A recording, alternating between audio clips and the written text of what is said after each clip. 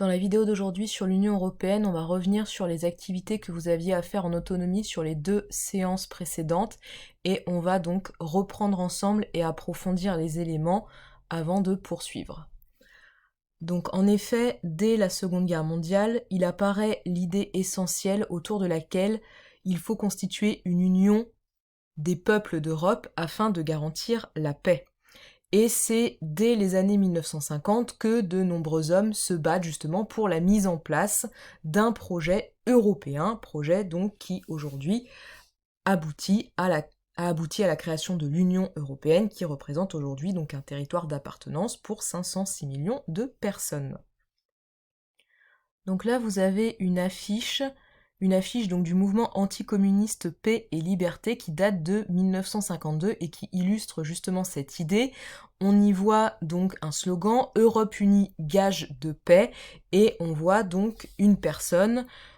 qui tient un parapluie avec donc les drapeaux de différents pays d'Europe et cette affiche elle illustre l'idée qui se développe dans les années 50 en Europe qui est de dire qu'il faut réellement aboutir à une vraie coopération entre les pays d'Europe afin de prévenir des tensions et des situations de conflit qui pourraient amener à une nouvelle guerre. Donc dans les documents que vous aviez à consulter, vous aviez notamment des informations concernant donc ceux qu'on appelle les pères fondateurs de l'Europe, donc ces hommes politiques européens qui sont à l'origine donc des différents projets qui ont abouti à la création d'une communauté européenne, et notamment vous avez donc Robert Schuman, un Français qui est ministre des Affaires étrangères, donc dans les années 1950. Son idée est la suivante. L'Europe n'a pas été faite, nous avons eu la guerre. L'Europe ne se fera pas d'un coup, ni dans une construction d'ensemble, elle se fera par des réalisations concrètes, créant d'abord une solidarité de fait. Le gouvernement français propose de placer l'ensemble de la production franco-allemande de charbon et d'acier sous une haute autorité commune, dans une organisation ouverte à la participation des autres pays d'Europe. Donc c'est l'idée de mettre en commun la production de charbon et d'acier de la France et de l'Allemagne. Pourquoi est-ce que c'est ces produits-là qui ont été choisis ? Eh bien parce que le charbon et l'acier, c'est notamment ce dont on a besoin pour fabriquer des armes, et donc en mettant en commun la production de charbon et d'acier de la France et la production de charbon et d'acier de l'Allemagne, eh bien on se prévaut quelque part d'un éventuel conflit qui pourrait avoir lieu entre les deux pays, et où les deux pays se mettraient à fabriquer des armes. Donc c'était cette idée pour se protéger donc d'un éventuel nouveau conflit et aussi pour créer un lien entre la France et l'Allemagne afin de montrer qu'on était passé à autre chose depuis la fin de la Seconde Guerre mondiale. Ils invitent donc les Français et les Allemands d'autres pays d'Europe à participer à ce projet qui est donc le premier projet de communauté européenne. Donc là, vous avez une frise chronologique. Pour l'instant, vous n'avez qu'une partie de la frise chronologique, qui est un peu plus longue, mais j'ai tronqué pour l'instant. Cette frise chronologique, vous la retrouverez en pièces jointes dans les documents donc concernant le chapitre, et elle sera à imprimer et coller dans votre cahier ou à reproduire si vous ne pouvez pas donc imprimer. On voit donc tout au début de cette frise chronologique une affiche donc pour cette communauté européenne du charbon et de l'acier, donc la CK, qui a lieu de 1951 à 1957, et on voit donc les différents pays qui sont impliqués dans cette communauté. Il s'agit donc de la France et de l'Allemagne, mais aussi de la Belgique, de l'Italie, du Luxembourg et des Pays-Bas. Quand on parle d'Allemagne à ce moment-là, je vous rappelle, on est toujours dans un contexte de guerre froide, donc c'est seulement la RFA, donc la République fédérale d'Allemagne, c'est-à-dire l'Europe de l'Ouest, celle qui est donc affiliée au bloc des États-Unis, puisque l'autre partie de l'Europe, la RDA, est communiste avec l'URSS, et donc ne va pas s'intégrer dans ce type de projet européen.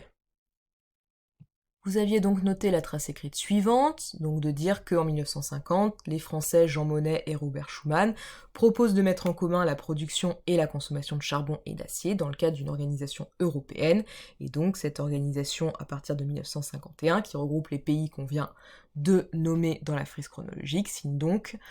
ce traité instituant donc cette CECA, cette communauté européenne du charbon et de l'acier. Donc là pour l'instant je ne fais que revenir sur des choses que vous avez vues au cours des activités en autonomie. Cette communauté économique du charbon et de l'acier, elle va donner envie aux Européens de s'impliquer dans un projet économique plus global, et c'est ainsi que en 1957, les pays qu'on a cités tout à l'heure, donc la Belgique, la France, l'Italie, le Luxembourg, les Pays-Bas et l'Allemagne, donc partie RFA, eh bien,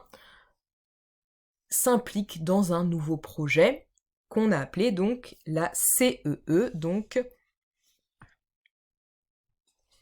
il s'agit de la Communauté économique européenne. Ce nouveau projet, il est instauré donc en 1957 par un traité qu'on appelle le traité de Rome. Donc je vous avais demandé de lire un extrait justement de ce document au cours de la séance numéro 2. Vous pouviez voir à partir de ce document que cette communauté, elle est avant tout basée sur, forcément comme son nom l'indique, des impératifs économiques. Ces impératifs économiques, ils sont les suivants. Vous retrouvez ici donc la trace écrite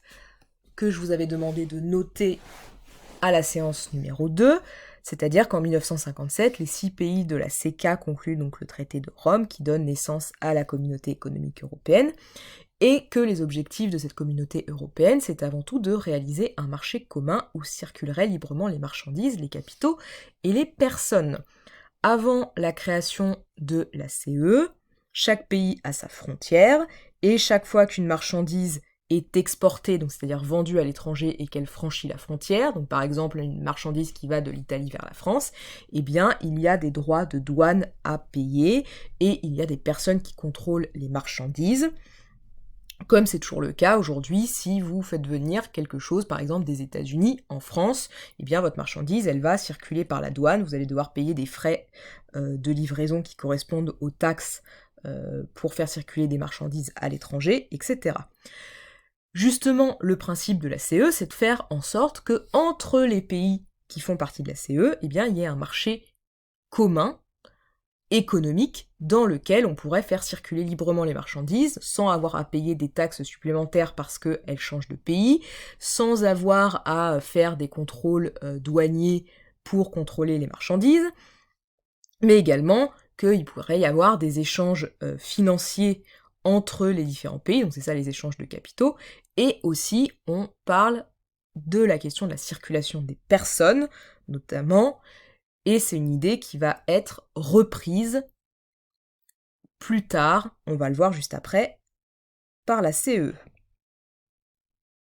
Suite à sa création, la CE met donc en place différents projets, et ça donc c'est des nouvelles informations que je vous apporte dans la vidéo d'aujourd'hui qui vont plus loin que ce que vous aviez vu dans les 2 séances précédentes, notamment donc la politique agricole commune, la PAC, qui est créée en 1962. L'objectif de cette politique agricole commune, c'est de faire en sorte de fournir des produits alimentaires aux Européens, qui soient produits par les agriculteurs européens, donc de ne pas avoir à importer des produits qui viendraient d'autres pays du monde, et pour ça, il faut faire en sorte de soutenir les agriculteurs afin que leur agriculture devienne plus productive, plus performante. Donc l'Union européenne va verser de l'argent aux agriculteurs, donc il y a 6 millions d'agriculteurs en 1962 dans les pays qui font partie de la CE, et ces agriculteurs, on va donc leur verser des subventions, de l'argent, pour les aider à acheter des machines agricoles, par exemple, pour améliorer leur production, mais aussi on va leur garantir un prix minimum d'achat, c'est-à-dire que s'ils produisent plusieurs tonnes de lait par an, eh bien, on leur dit que, dans tous les cas, on leur rachètera le lait, même s'il y a du surplus qu'ils n'ont pas réussi à vendre. À quoi ça sert ? Eh bien, à faire en sorte que les agriculteurs n'aient pas peur de produire beaucoup, parce que le problème d'un agriculteur, c'est que, d'accord, il peut produire beaucoup, mais il faut quand même qu'il réussisse à le vendre. Là, ça posait pas de problème, puisque l'Union européenne rachetait les surplus, les stocks des agriculteurs. Cette politique agricole commune, elle a permis l'augmentation donc de la production agricole, la modernisation de l'agriculture, Mais elle a aussi rencontré par la suite des problématiques comme la surproduction agricole, puisque au bout d'un moment, eh bien, il y avait trop de produits fabriqués par les agriculteurs de la communauté économique européenne, et cette politique agricole commune, elle sera ensuite transformée par la suite pour aller vers de nouvelles préoccupations, notamment aujourd'hui, on parle beaucoup du soutien au développement durable dans cette politique agricole commune. Donc il y a ce projet de la politique agricole commune, mais il y a aussi un autre projet important mis en place par la communauté économique européenne, c'est le projet de l'espace Schengen, donc qui apparaît en 1985, qui prévoit la création d'un espace de libre circulation des personnes et qui sera appliqué à partir de 1995. Donc nous, aujourd'hui, on vit dans l'espace Schengen, c'est-à-dire que si vous voulez vous déplacer de la France vers l'Italie en voiture, personne ne va vous contrôler à la frontière entre la France et l'Italie. Il y a ce qu'on appelle des douanes volantes autour des frontières qui font des contrôles aléatoires pour vérifier que les personnes ne transportent pas des marchandises interdites par exemple, mais il n'y a plus de douane fixe comme il y a pu avoir dans le passé. Avant, il y avait des postes frontières où chaque fois que vous franchissiez la frontière du pays, il fallait montrer votre pièce d'identité, vous étiez contrôlé, et grâce à cet espace Schengen, eh bien c'est ça qui vous permet également de pouvoir voyager en Europe juste avec votre carte d'identité sans avoir besoin d'avoir un passeport. Donc tout ça, c'est quelque chose qui a été mis au point lors de ces accords de Schengen, donc qui prévoient la libre circulation des personnes à l'intérieur de la communauté économique européenne. Grâce à tous ces projets, la communauté économique européenne, elle devient une vraie puissance économique et commerciale et elle va devenir attractive, c'est-à-dire qu'elle va donner envie à d'autres pays d'Europe de participer à ce projet européen qui, au départ, on l'a vu, ne concerne que quelques pays en Europe. Et c'est à partir de 1973 qu'il y a d'autres pays qui vont venir s'intégrer, et donc on va retrouver la frise chronologique qu'on voyait tout à l'heure, pour voir de quel pays il s'agit.